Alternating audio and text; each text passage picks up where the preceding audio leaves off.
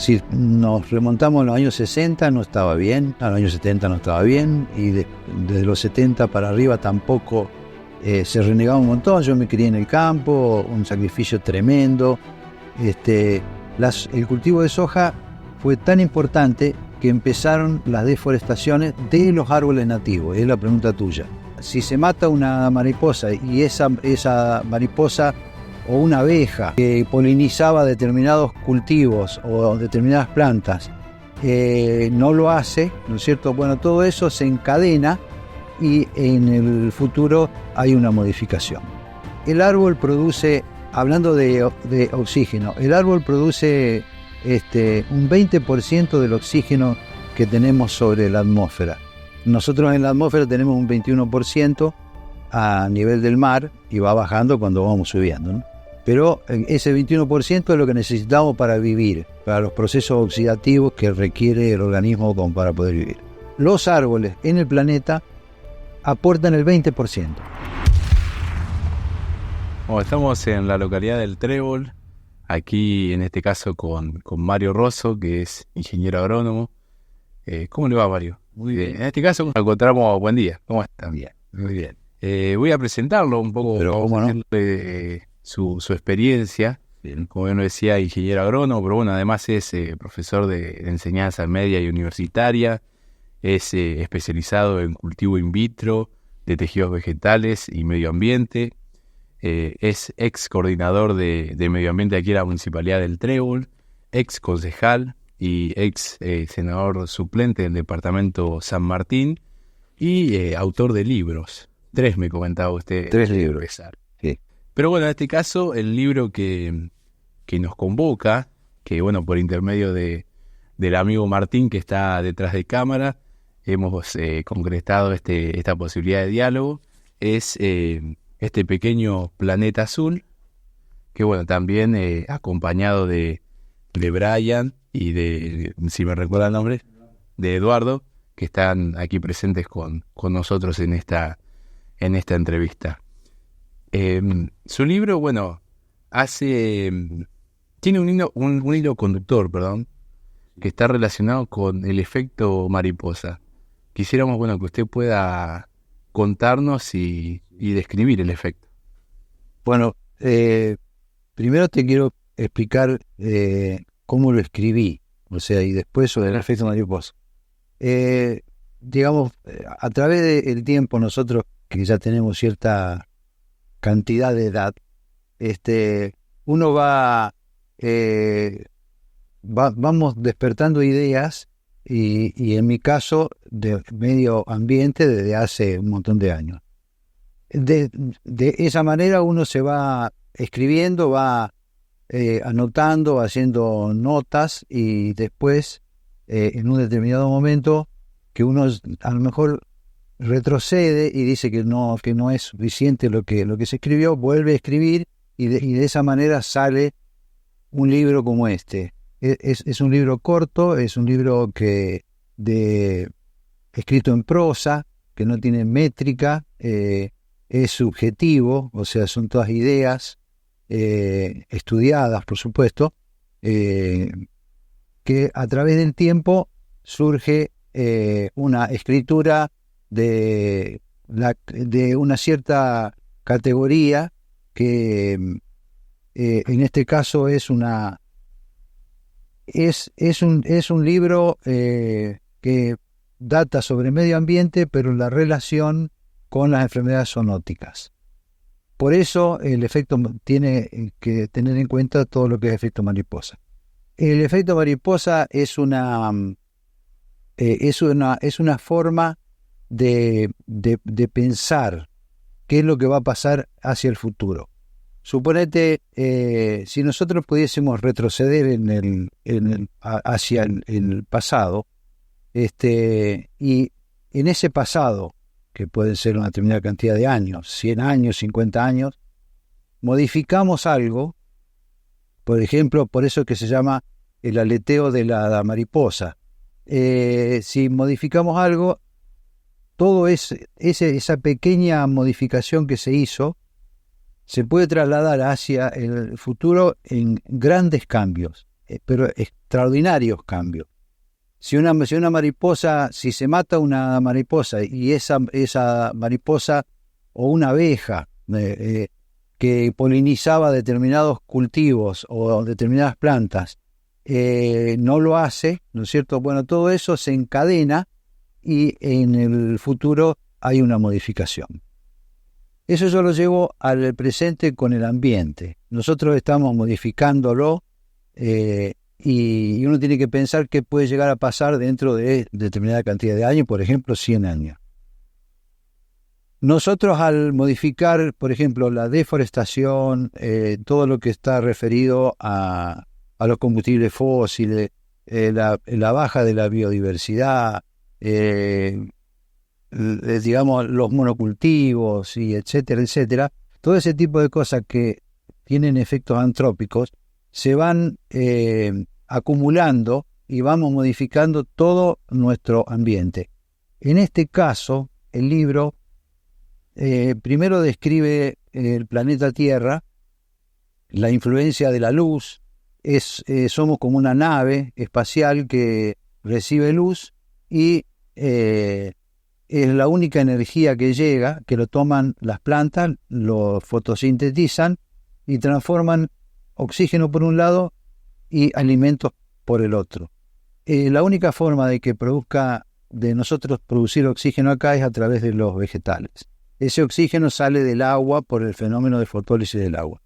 De esa manera nosotros estamos tocando todo eso y generando un efecto mariposa hacia el futuro. O sea, nos pasó, por ejemplo, con el COVID. Nosotros, al modificar ciertos hábitats, estamos acercando a los animales silvestres, de los animales silvestres a los animales domésticos y hacia el hombre.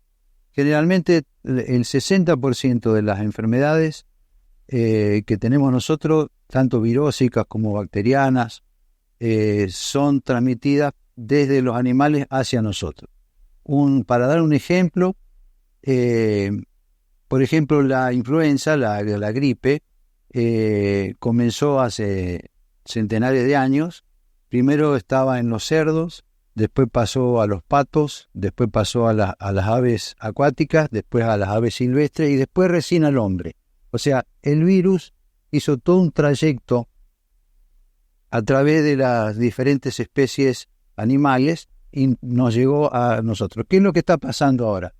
Nosotros estamos acercándonos con la deforestación, con la sojización, con el cambio climático y todo lo que podemos pensar que estamos haciendo, nos estamos acercando mucho a los animales silvestres. Bueno, pueden ser monos hasta murciélagos, como en el caso del COVID-19, como pueden ser ratas, como pueden ser otros animales que uno se va arrimando, entonces los virus van pasando.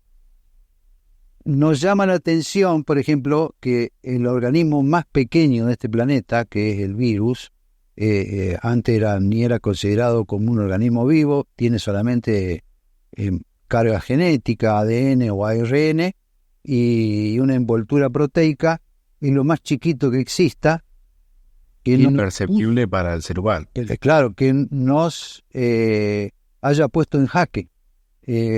Bueno, entonces el libro establece esa relación y el efecto mariposa tiene que ver con eso. O sea, ¿qué es lo que estamos haciendo nosotros ahora y qué es lo que puede llegar a pasar sobre el futuro? Para eso tenemos que dar un ejemplo para atrás, como yo lo di antes, o sea, en forma pretérita, como para que a ver qué es lo que puede llegar a pasar. Evidentemente, si nosotros seguimos con la deforestación, seguimos con el cambio climático, seguimos con todo lo que uno conoce, bajar la biodiversidad, una agricultura extractiva, seguir con esto, evidentemente pueden llegar a pasar otras pandemias. Hubo 6 o 7 en el mundo desde hace más o menos 800 años hasta ahora. Puede llegar a haber otro virus que mute y que nos llegue y que nos pase así. Y un poco también este efecto mariposa que deriva como una teoría también del caos. Sí. Y bueno, que tal y como usted lo explicó, es esto de el accionar humano que, bueno, después se ve reflejado exponencialmente en el futuro. Sí. Quiero también llevarlo un poco al plano local, que tiene que ver aquí con la localidad del Trébol. Usted realizó un relevamiento relacionado con la cantidad de árboles en relación a las personas. Sí. Quisiera que usted me cuente por qué hizo este análisis, este estudio, qué importancia tiene, ¿no? Bueno, mira, eso viene de trabajos hechos, creo que en la Universidad de Yale, en Estados Unidos. ¿Cuántos árboles por persona se necesitan? La pregunta viene por ahí. Sí, bueno, yo lo llevé al Trébol. El Trébol es una localidad pequeña, ciudad, que tiene entre 14 y 16 mil habitantes. Necesitaríamos, si uno habla de árboles por persona, acá se necesitarían más o menos unos 30.000 árboles. O sea, son 2 árboles por persona mínimos para establecer un equilibrio ambiental en una comunidad. Bueno, eso viene de un estudio. Desde la postura más moderada. Hay posturas, podríamos decirle, extremas que esa relación de árboles es mucho mayor. Es mucho mayor. Bueno, hablan de 16, otros hablan de 40 que se necesitan, pero como el árbol produce, hablando de oxígeno, el árbol produce un 20% del oxígeno que tenemos sobre la atmósfera. Nosotros en la atmósfera tenemos un 21% a nivel del mar y va bajando cuando vamos subiendo, ¿no? Pero ese 21% es lo que necesitamos para vivir, para los procesos oxidativos que requiere el organismo para poder vivir. Los árboles en el planeta, que ocupan más o menos un tercio, un poco menos de la superficie, aportan el 20%. El otro 80% lo producen las algas marinas y los demás hierbas y todo lo que sea verde que tenga clorofila. Claro, que ese es un dato desconocido. Claro. Que, digamos, la otra casi gran parte del oxígeno sea aportado por las algas. Claro, sí. Producen muchísimo. Bueno, eso de los 2 árboles sale, como dijiste vos, en forma moderada, porque hay otras posturas. No tiene un rigor científico, pero sí una orientación. Hay un trabajo hecho con una morera en una planta de mora, de 15 metros de altura, que produce tanto oxígeno por año.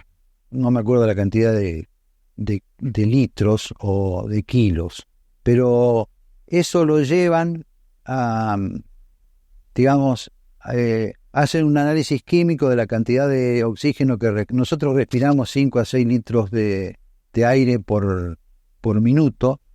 De esos 5 o 6 litros de aire, el 21% es oxígeno. Suponte que respiremos 6 litros, o sea, 1,2 litros son de oxígeno. Bueno, de ahí hay una relación de los árboles con respecto a lo que nosotros necesitamos de oxígeno para poder vivir. Cuando hacen esa relación, de ahí salen más o menos 2 árboles por persona para una localidad.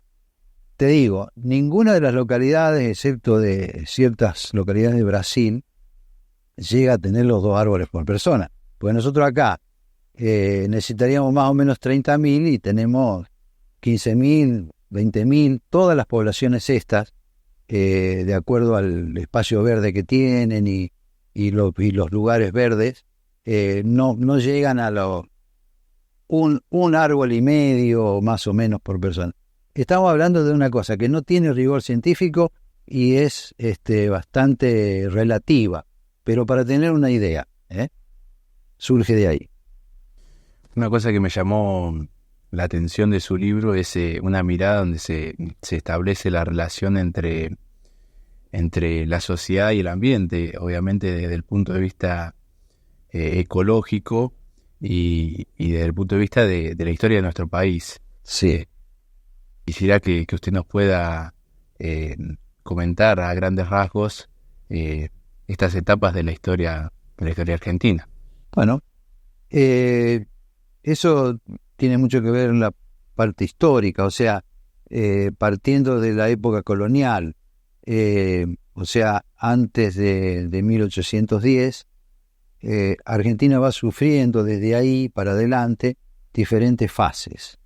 La fase colonial, la fase de la independencia, de la división del trabajo, de la industria, del dominio externo, después las fases democráticas que siguen desde el 83 para adelante.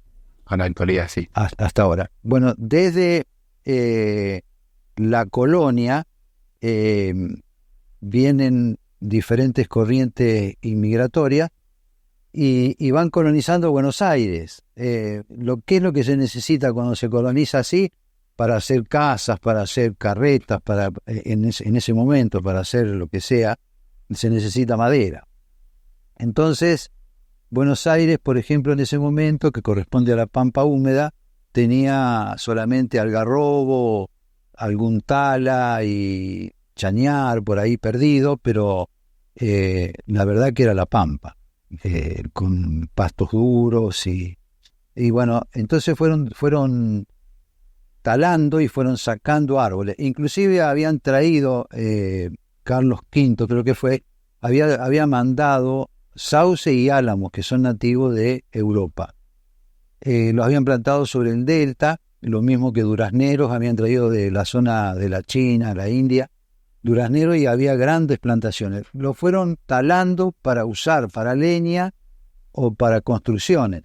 Toda esa época, con la introducción de los inmigrantes, iba modificando en sí el ambiente natural que había sobre la pampa.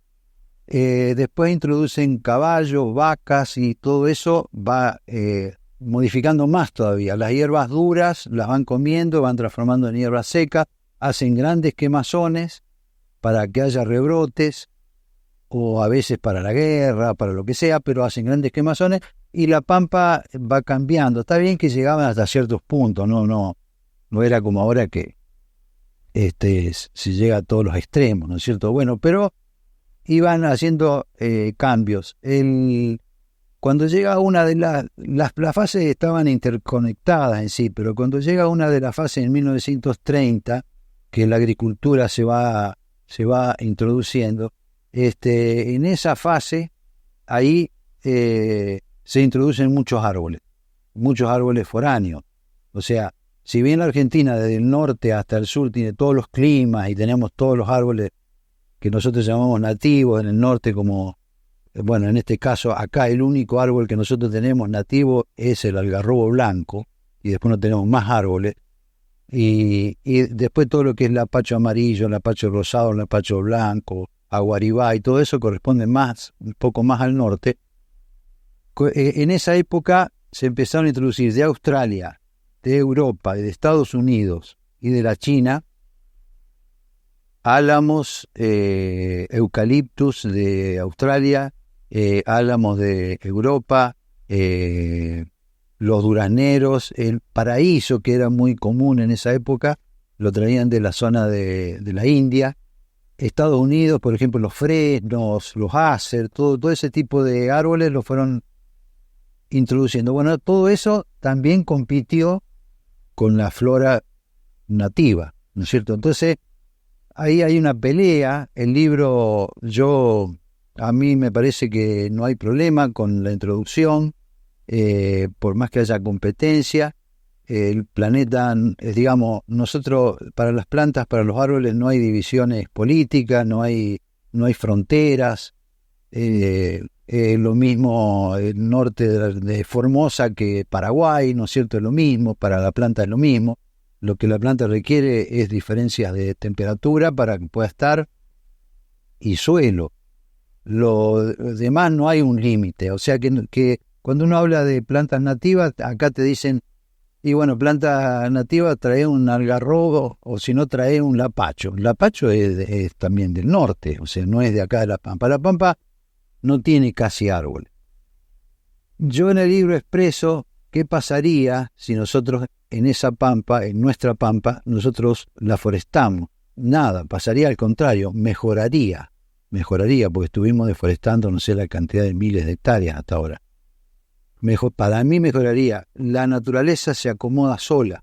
nosotros no tenemos mucha injerencia sobre la naturaleza, o sea, podemos mejorarla, podemos ayudarle, mejor dicho, podemos ayudarle, pero si uno planta, va a ser siempre positivo, porque este planeta tiene un origen digamos, verde. O sea, primero las algas azul verdosas que colonizaron, después produjeron oxígeno, se produjo oxígeno, ese oxígeno voló, se formó la capa de ozono, nos evitó la introducción de rayos ultravioletas, para que ciertos animales puedan llegar a vivir. Y después, cada vez más las plantas fueron colonizando, o sea, tenemos una diferencia enorme nosotros, los humanos, con las plantas. Las plantas, suponete, estamos hablando de 2.000 millones de años y el hombre estamos hablando de 1 millón de años. O sea, somos jovencísimos con respecto al planeta en sí, que tiene 5.000 millones. A los 2.000 millones de años más o menos se empezó a producir oxígeno por la alga azul verdosa y otro tipo de colonización que hubo. Puede ser en forma espontánea o puede ser como gusten estudiarlo, pero son ellos los primeros. Nosotros venimos muchísimo después. Y ahí la importancia digamos, de escribir y de fomentar que nosotros no podemos desequilibrar tanto para no desarticular todo esto y que haya, por ejemplo, en el caso del libro, que haya enfermedades nuevas. Sí, es un aspecto del libro en base a esta descripción de las fases de la historia que usted nos acaba de comentar. Es un aspecto que llama la atención, el bajo porcentaje de árboles nativos con los cuales hoy se cuenta en nuestro país, ¿no? Sí, la soja, el cultivo de soja, principalmente empezó en los años 75, 76, por ahí. Bueno, no había nada, o sea, lo que pasa es que el cultivo entra con una tecnología ya armada, un paquete tecnológico, y ese paquete fue ayudando al productor que esté mejor. El productor, si nos remontamos a los años 60, no estaba bien, a los años 70 no estaba bien, y desde los 70 para arriba tampoco se renegaba un montón. Yo me crié en el campo, un sacrificio tremendo. El cultivo de soja fue tan importante que empezaron las deforestaciones de los árboles nativos, es la pregunta tuya. Se deforestó Córdoba, por ejemplo, para hablar de una provincia, estamos hablando de más del 60% de deforestación. Ahora está prohibido, ¿no? Pero tumbaron como para hacer agricultura. Claro, depende puntualmente de ciertos municipios o comunas. Por ejemplo, al momento de adquirir un terreno donde se exige un porcentaje mínimo donde se debe conservar los árboles nativos, que en cambio, a veces o no se aplica o no hay un control. Generalmente no hay un control. Generalmente también medio ambiente en las municipalidades y a nivel político también tiene baja influencia.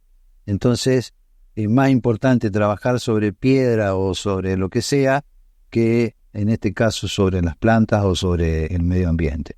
Eso tiene que ver. El porcentaje, nosotros acá, algarrobo no se puede plantar en el espacio verde porque tiene mucha espina. Y ese sería bien nativo. Se pueden hacer montes, sí, pero no en los espacios verdes. No, en los espacios verdes, si vos querés algo más cercano, como hablábamos antes, puede ser el lapacho, puede ser aguaribay, pueden ser el timbó, pero algunos son demasiado grandes. Entonces se usó un árbol que pasó a ser importante para los espacios verdes, que fue el fresno americano traído de Estados Unidos, ¿no? Es otro de los puntos donde, también al pasar, usted lo nombra, que tiene que ver también un poco con la introducción del principio, esto del efecto mariposa y de cómo se relaciona las consecuencias del accionar humano, que también deriva en las enfermedades, en los virus, en las enfermedades infecciosas que usted nombró una puntual, que fue la cuarentena. Y bueno, que usted también lo dijo, se relaciona con la deforestación, con el desmonte, con el cambio climático. Sí. En este punto, ¿cuál fue la primera cuarentena del mundo? La primer, no me acuerdo el dato, pero puede haber sido la viruela en el mundo. Quizás fue una de las primeras. Hay otras en Egipto, pero son demasiado antiguas. Pero la viruela causó, creo que la primera pandemia. Después hubo como 6 más. Las gripes, el cólera, el tifus, todas esas. Yo el dato justo sobre, digamos, la fecha no la tengo, pero la viruela estamos hablando de 600 años más o menos, ¿no? Que después en 1980 por ahí apareció la vacuna y la hicieron desaparecer. Bueno, en la provincia de Santa Fe hemos estado afectados por el tema del dengue. Sí. También hace hincapié en su libro, yo no tenía en claro cuál fue la fecha de publicación, si no me equivoco, antes de empezar me dijo 2021. 2021. Que también, bueno, se hace hincapié que no fue abordada, digamos, óptimamente producto de lo que fue la pandemia del COVID. Sí. Y que también, bueno, se relaciona un poco con el tema de la soja, si usted nos quiere comentar acerca de esto. Bueno, el dengue tuvo 2 descuidos grandes, ¿no?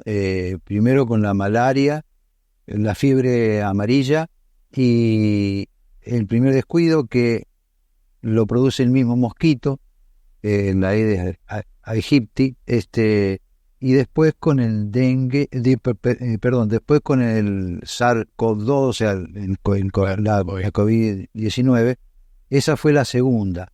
Fueron 2 descuidos. Hoy hay vacuna. Cuando yo escribí el libro, pongo que no hay vacuna todavía. Hoy sí ya hay vacuna. Digamos, es un trabajo que nosotros hicimos bastante hincapié en la municipalidad acá, por eso que yo lo puse bastante, puse un capítulo casi sobre el dengue, porque tiene mucho que ver la población, la sociedad, tiene que ver cómo se comporta. Para controlar el mosquito, después te hablo sobre la soja, que vos me dijiste recién, pero para controlarlo, para controlar a un adulto, ¿no es cierto?, que los ciclos son de más o menos 30 días, es bastante complejo, porque vos le haces un insecticida y matás un porcentaje. Cada hembra pone 200, 300 huevos y no lo podés parar. Hay un producto que se llama Bacillus thuringiensis que habría que seguir usándolo, que es completamente inocuo porque es un bacilo para el ser humano y mata lo que es larva. Nosotros teníamos que trabajar ahí, inclusive hicimos trabajos aéreos acá. Nosotros tenemos una zona que se llama el agua potable, que hay 2 lagunas grandes.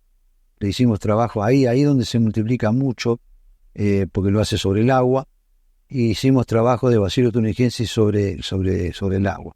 Había que hacer esa presión. Después, bueno, el descacharrado, todo lo que corresponde a cada vecino también. Si lo relacionamos con la soja,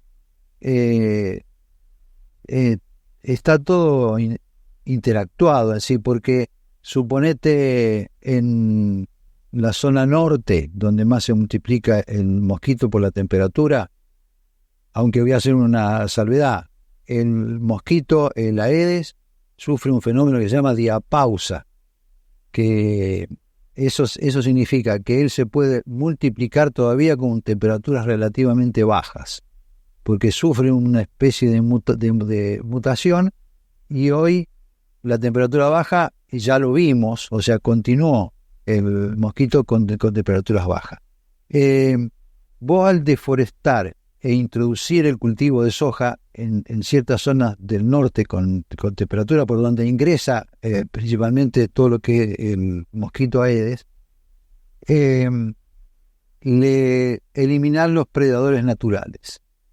Entonces, al hacer eso, cada vez hay más mosquitos. No es nativo, o sea, no es natural.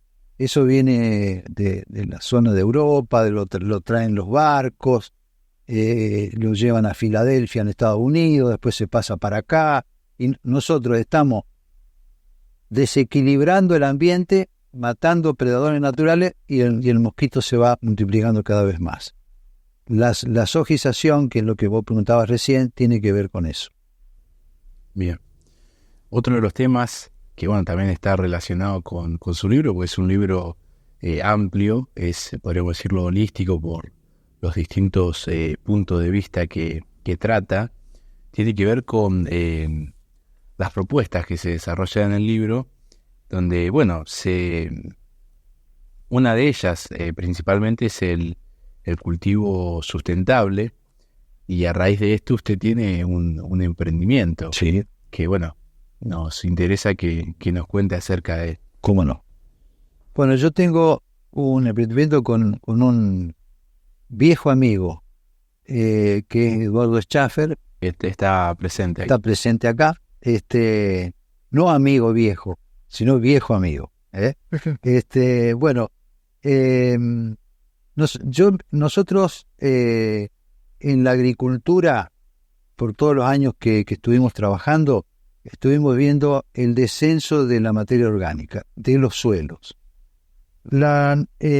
Hace más o menos, poco más, porque yo cada vez digo siempre el mismo número, pero yo ya tengo que decir 70 años atrás, en los años 50, la materia orgánica que había en esta zona, fundamentalmente en Las Rosas, porque ahí hay una agencia de INTA, hicieron trabajos, estaba en el 3%.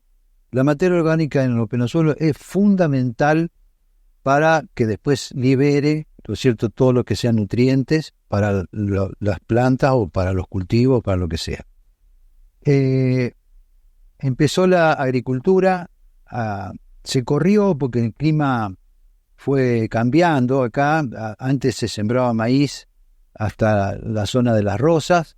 Después esta zona era una zona seca, en los años 60, 69 hubo una sequía grandísima también que ayudó a que no se pueda sembrar maíz por las sequías de diciembre, y se fue corriendo, y a los tambos que estaban acá los corrieron a todos, y ahí empezó la agricultura a colonizar prácticamente todos los campos, además que al productor le convenía.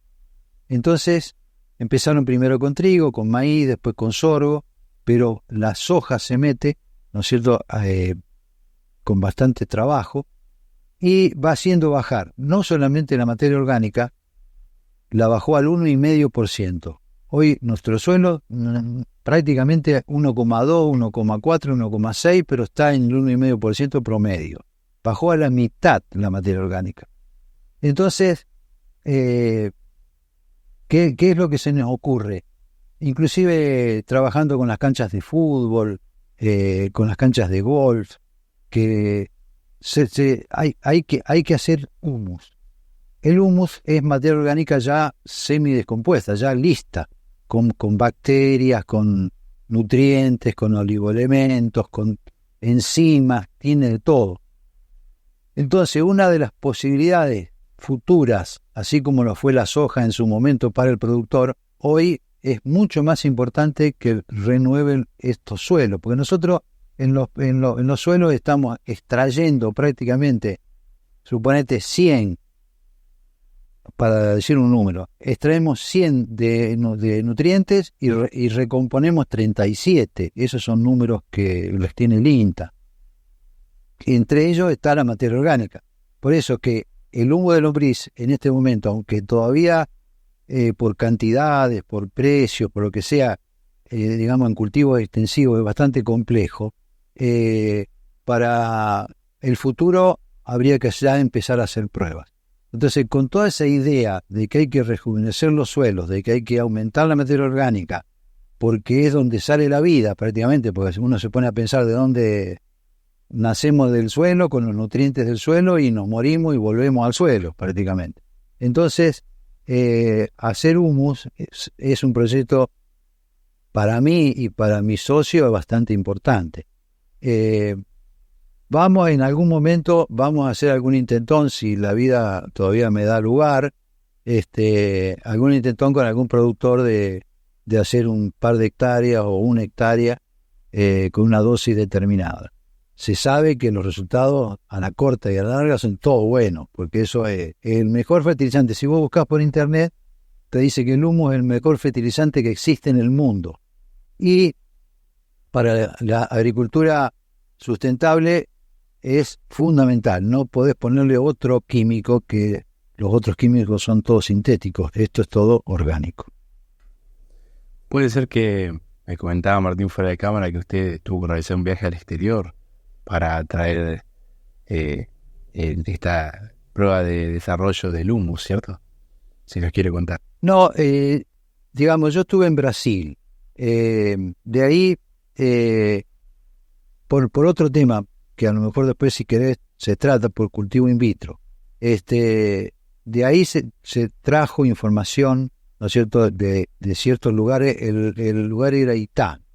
Entonces, ahí se trajo información sobre las ventajas del humus, nada más que eso. Lo que es lombrices se compraron acá, para comenzar con la producción, la primer tanda de lombrices. Bien. Voy a tomar una reflexión de su libro. ¿Cómo no? Que dice lo siguiente. Dice así: existe algo más. Cuando reflexionamos